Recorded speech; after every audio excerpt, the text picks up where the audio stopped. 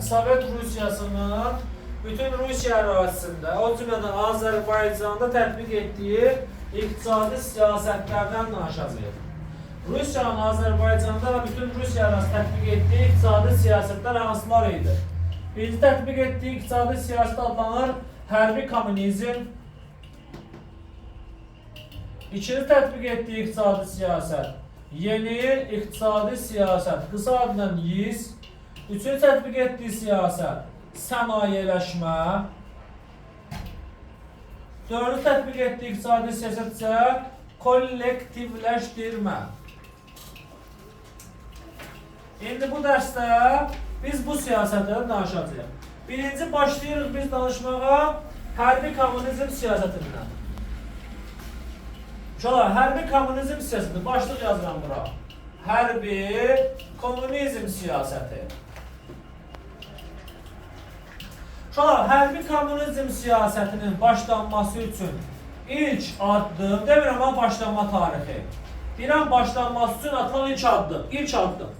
1920-ci ilin avqust ayında verilən dekretlə oldu. 20-ci ilin avqust ayında verilən dekretlə hərbi kommunizm siyasətindən başlamaq üçün ilk addım atıldı. Bəs nə idi bu dekretin mahiyyəti? Dekretdə deyilirdi ki, hər növ taxıl ticarəti dövlətin inhisarına, monopoliyasına, inhisarına verilsin. Hər növ taxıl ticarəti dövlətin inhisarına verilsin nə deməkdir? Yəni taxıl ticarətinin ancaq kim məşğul ola bilər? Dövlət. Taxıl ticarətinin ancaq dövlət məşğul olmalı idi. Sadə insan, hər hansı bir şirkət, hər hansı bir müəssisə bu ticarətlə məşğul ola bilməzdi. Ancaq taxıl ticarətini dövlət təşkil eləyəcəkdir. Məhz bu dekretin mahiyyəti budur. Məhz bu dekretdən hərbi kommunizm siyasətinə başlamaq üçün ilk addım atılmış oldu. Bu bir addım. Bəs hərbi kommunizm siyasəti nə vaxt başlandı? İlk addımı bildik. Başlanma tarixini deyim sizə. 1920-ci ilin sentyabr ayı. Hansı hadisələrlə hərbi kommunizm siyasətinə başlanğıc verildi? Cavab. 1920-ci ilin sentyabrında ərzaq sapalağı və ümumi əmək mükəlləfiyyətlərinin tətbiq edilməsi ilə hərbi kommunizmə başlanğıcı qoyuldu. Ümumi əmək mükəlləfiyyəti nə deməkdir? Yəni, hamı dövlət üçün iş görməyə məcburdur. Bu adlanan ümumi əmək mükəlləfiyyəti. Bunu hamı başa düşdü. Bəs ərzaq sapalağı nədir? Şolar. Ərzaq sapalağı kəndlidən dövlətin İstənilən növ ərzaq məhsulunu zor gücünə almasıdır. Kim aldı ərzağı? Dövlət. Dövlətin almasıdır. Yəni mən kəndiyəm, taxıl istehsal edirəm. Torpağım var 10 hektar, taxıl istehsal edirəm 1 ton. Dövlət həmin taxılı biçən zaman, əkini götürən zaman da, istehsal edən zaman gəlirdi mənim qapım öz dəstəsi ilə, əllərində silah. Mənə deyirdilər ki, sən taxılın 95%-ni, yəni çox hissəsini dövlətə verməlisən. Verməyə bilərdim, yox. Gülləni vurardılar, mənə öldürərdilər. Can şirindir hər şeydən. Mən də verməyə məcbur idim. Məcburam verməliydim. Və özlə bu taxılı, deyirdim ki, ay dövlət, məndən bəs bu taxılı niyə alırsan? Dövlətin məmurları da qayıdıb deyirdi ki, bunu aclıq çəkən bölgələrdəki insanlara göndərəcək ki, aclıqdan qurtarsınlar, aclıqdan ölməsinlər. Dövlət məndən bu addan taxıl alırdı. Özdə taxıl alıb evimdən çıxanda mənə qəpik kuruş verirdi. Məsələn, taxılın bir kilosu 1 manat deyil, məsələsində, onu məndən 10 qəpiyə alırdı, məsələn. Aydındır, 95% taxılı məsələsində, deyirəm, faiz söhbəti yoxdur burada. Taxılın çox böyük hissəsini, 95%-in dövlət kəndindən zor gücünü alırdı, hansı bəhanə ilə güya ki, aclıq çəkilən bölgələrə göndəriləcək. Amma əslində isə həmin taxıl məhsulu, həmin ərzaq 11-ci qırmızı ordunun ehtiyacı üçün göndərilirdi. Yəni Rus əsgərləri üçün göndərilirdi. Bir də Rusiyada aclıq çəkilən bölgələrə Rusların aclığından ölməsini göndərirdilər. Bizdən bəhanə ilə alırlar ki, Azərbaycanda hansı bölgədə aclıq varsa ora göndəriləcək. Amma əslində isə həmin tağlara göndərilirdi. 11-ci Qırmızı Ordunun istifadəsi üçün bir də Rusiyada aclıq çəkilən bölgələrə göndərilirdi. Məhz bu armanın ərzaq sapalağı. Ərzaq sapalağının da mahiyyəti budur. Yəni, kəndidən dövlətin ərzağı zor gücünə, qəpik quruşla məcburi sürətdə alması ərzaq sapalağı adlanır. Yadda qalarmı? Dövlət bu siyasi tətbiq elədi. Hərbi kommunizm budur. Qulaq asın, bəs bu siyasətin nəticəsi nə oldu? Bu siyasətin nəticələri sayıram sizcə. Ölkədə ərzaq böhranı baş verdi. Niyə? Çünki kəndinin öz əməyinə marağı etdi. Kəndi fikirləşdi ki, niyə mən məhsul istehsal edirəm? Onsuz da məhsul istehsal edən vaxtlara gələcək, bunun 95% məndən alacaqdır. Ona görə də özümü incitməyim. 1 ton istehsal eləmək yerinə 100 ton istehsal edim, qalsın məndə də. Ərzaq istehsalı azaldı. Çünki kəndinin əməyinə marağı etmişdi. Ərzaq böhranı yarandı. Ölkədə kəndi çıxışları baş verdi bu siyasətə qarşı. Ölkədə qaça-qaçdı baş verdi bu siyasətə qarşı. Baxın, bunlar hamısı nəticələrdir ya. Nəticələri bir-bir bilmək lazımdır. Ərzaq böhranı yarandı, kəndin əməyinə marağı etdi, kənd təsərrüfatı böhrana uğradı, ərzaq istehsalı azaldı, ölkədə kəndi çıxışları baş verdi, qaça-qaçdı baş verdi. Bunlar hamısı hərbi kommunizmin siyasətidir. Dövlət də gördü ki, mənfi nəticələri var. Ona görə dövlət hərbi kommunizm siyasətindən nə vaxt başlamışdı bu siyasətdən? 1920-də, düzdür? 20-nin sentyabrında, düzdürmü? Nə vaxt bəs imtina edir bu siyasətdən?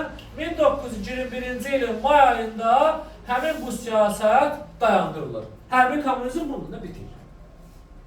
Bu sizə hərbi kommunizm haqqında qısa və aydın, lakanik izah. Bunu elə bu cür başa düşün və öyrənməni təhvil verin, bəs edir. Danışaq indi ikinci siyasətdən. İkinci siyasət hansı siyasətdir? YİS, yəni yeni iqtisadi siyasət. Qısa adına YİS siyasəti. Bu siyasətin tarixi isə 1921-1925-ci illərdir. Bir dənə cümlədirəm, qulaq asın. Yeni iqtisadi siyasət Sovet Rusiyasının özünün də bilmədən tətbiq etdiyi ən yaxşı siyasətdir, iqtisadi siyasətdir. Niyə deyirəm özünün də bilmədən? Çünki Rusiya fikirləşmirdi ki, bu siyasət bu qədər inkişafa səbəb olar. Bunu düşünmürdü. Böyük bir inkişaf baş verdi Rusiya ərazisində, həmçinin bölgələrində, Azərbaycanda falan filan. Bu inkişaf Rusiyanın gözünü qorxutdu. Baxın, deyirlər ki, baxın, inkişafın nəyə pisliyi? İnkişaf edir dövlət. Niyə pisliyi? Niyə Rusiyanın gözünü qorxutub bu? Rusiyanın bu inkişafı ona gözünü qorxutdu ki, Rusiya qorxurdu ki, birdən bölgələr inkişaf eləyərlər. Yəni Azərbaycan, Rusiya daxil olan dövlətlər də. Birdən inkişaf edirlər və məndən ayrılmaq istəyərlər. Ayrılmaq meyilləri güclənər, müstəqillik meyilləri güclənər. Ona görə bu inkişafın, müstəqillik meyillərinin gücləndirməsinə və ölkədə ayrılma, bölgələrin ayrılma fikri yaradacağından qorxan Rusiya 25-ci ildə bu siyasətdən imtina elədi. Aydındır. O bənzəni oradan bağlı. Demək olar, YİS dövrü. YİS dövrü neçənci ildə başlayır? 1921-ci ilin may ayında necə oldu ki, bu siyasət başlandı? Deyim sizə, 21-ci ilin may ayında dövlət hər növ inhisarı ləğv edilməsi haqqında dekret verir. Baxın, hərbi kommunizmə inhisarların yaradılması ilə start verildi. YİS-ə isə inhisar sisteminin ləğvi ilə start verilir. İnhisar, taxıl ticarətində olan hər növ inhisar, yəni dövlətin taxıl ticarətini öz əlində cəmləşməsi ləğv edilir. Artıq insanlar da bu ticarətlə məşğul ola bilərdilər.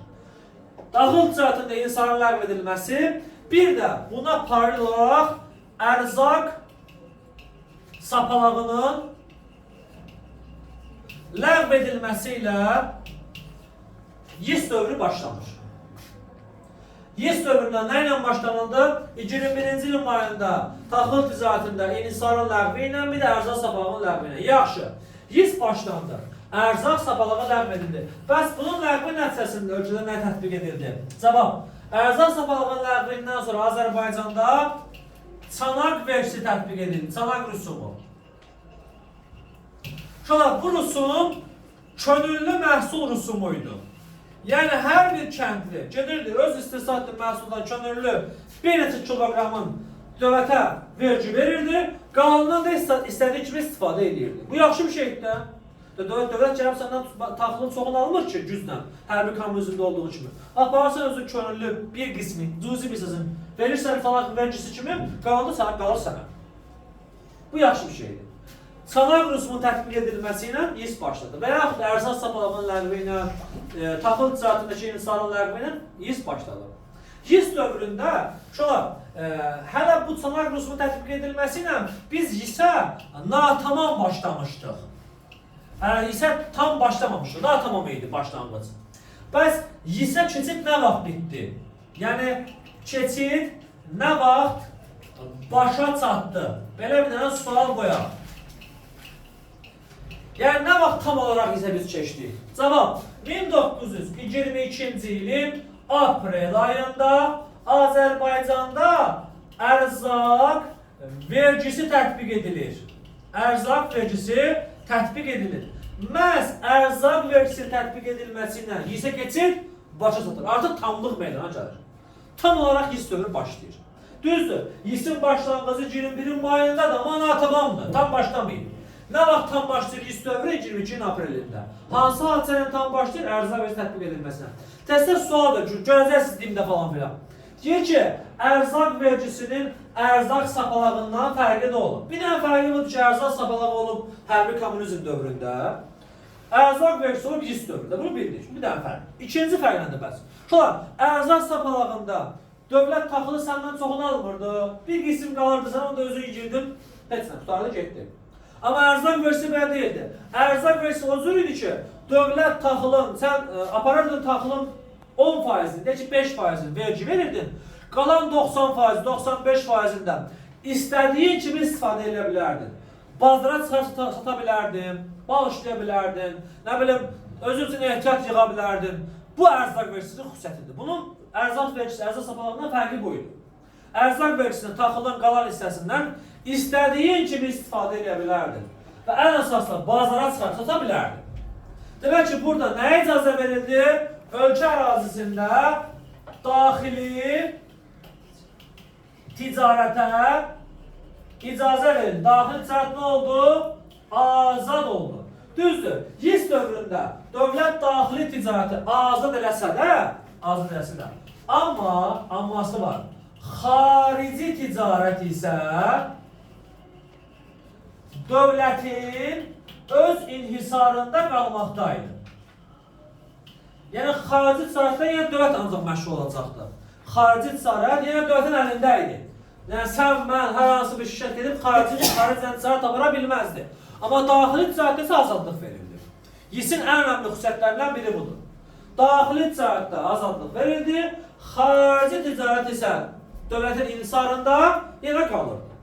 Başqa yis dövründə nə oldu? Yis dövründə kənd təsərrüfatı inkişaf elədi, məhsul bolluğu yarandı. Baxın, bir sayıram, yazmıram, vaxt aparacaq. Mal qaranın sayı küllü miqdarda artdı. Bundan başqa, sənaye müəssisələrinin, torpaqların icarə sistemi genişləndi, icarəyə verilmə, arenda sistemi genişləndi. Muzlu əməliyyat tətbiqi genişləndi. Kənd təsərrüfatının mexanikləşdirilməsinə fikir verildi, mexanikləşdirilməsi artdı. Nə deməkdir bu? Yəni, kənd təsərrüfatından mexaniki alətlərdən istifadə genişləndi, bu o deməkdir. Neft sənayesində elektrikləşdirmənin miqdarı artdı, neftə daha çox elektrik tətbiq etməyə başladılar. Bundan başqa, yis dövründə Azərbaycanda yeni sənaye müəssisələri açıldı, hansı sənaye müəssisələri onu oxuyacaqsınız. Bundan başqa, yis dövründə Azərbaycanda yeni neft quyuları qazıldı, yeni neft, məsələn, Bakı buxtası quruduldu, Bakı buxtasının yerində yeni neft quyuları qazıldı, neft istehsalı artdı. Baxın, görürsünüz, hamısı inkişafdır. Aydındır, dezinkişaf var burada, yoxdur. Hamısı inkişafdır. Bu inkişaf dövlətin gözünü qorxutdu. Sovet Rusiyası qorxdu ki, birdən bu inkişaf bölgələrin müstəqilləşməsinə səbəb olar. Ona görə bir müddətdən sonra 25-ci ildə bu siyasətdən imtina edildi. Yəni, yis dövrü başa çatdı. Nədə qalar? Başa düşdünüz? Yis dövrünə 1921-ci ildə başlanmışdı, düzdür. 1921-də SSR var, yox, düzdür. Nə var? RSFSR, düzdürmü? Rusiya Sovet Respublikası. Amma ləğv ediləndə bu siyasət isə SSR artıq var idi, SSR tərəfindən ləğv edildi, 25-ci ildə. Aydındır. Bu da ikinci iqtisadi siyasət. YIS siyasəti çox mükəmməl siyasətdir. Sonra başqa siyasət isə sənayeləşdirmə siyasətidir. Rusiya sənayeləşmə siyasətinə 1926-cı ildən start verib. Sənayeləşmə illərində olan 5 illik planlar tətbiq edilir. Məsələn, birinci 5 illik plan 1928-1932-ci illərə əhatə edir. 28, 29, 30, 31, 32, 5 il illikdə. Çıxana düz 4 ildə, amma daxil olmaya hesablasaq 5 il edir. İlk 5 illik plan budur. Aydındır, sənayeləşmə dövründə Rusiya, Azərbaycanda 2 dənə sənaye sahəsinin inkişafına maraqlı idi və inkişaf elətdirirdi. Hansı sahələr idi bunlar? Azərbaycanda 2 dənə sənaye, Rusiyaya sərf edən sənayilər, neft sənayesinin inkişafına diqqət ayrılmışdı. Bir də Azərbaycanda elektrik sənayesinin inkişafına fikir ayrılırdı. 2 dənə sahə inkişaf elətdirirdi.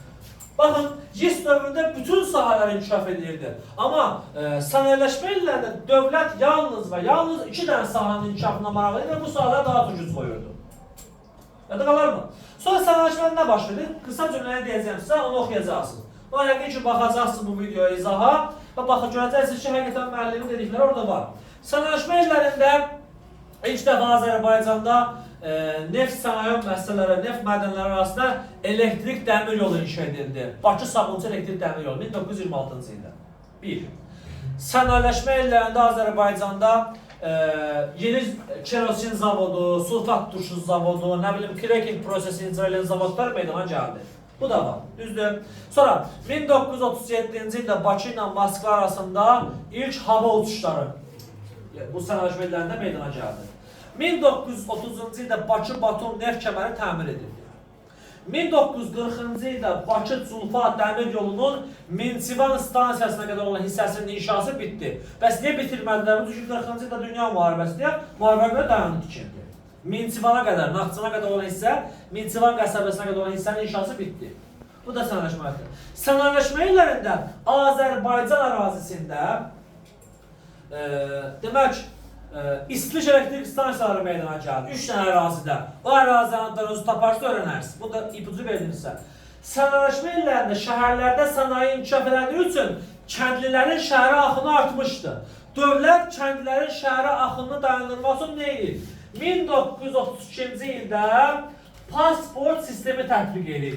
Və bu pasport sistemi ilə şəhərlərə pasport verilir, kəndlərə pasport verilmir ki, kəndi öz kəndini tərk edə bilməsin. Və bu pasport sisteminin tətbiq edilməsi ilə kəndlərin şəhərə axını dayanır. Bunu bildik. Sənayeləşmə illərində, bunu da deyim sizə, Gəncə Azərbaycanın ikinci böyük sənaye şəhərinə çevrilir. Bunu da saxlamaq lazımdır. Bəs birinci böyük sənaye şəhəri hansıdır? Bakı. Bunu da bilirik. Aydındır. Sənayeləşmə haqqında bizim məlumatımız da bu qədər. Mən görürəm artıq zəngin vaxtına az qalıb da kollektivləşdirməni deyə bilməyəcəm sizə. İnşallah kollektivləşdirməni demək səsli izah göndərirəm ondan.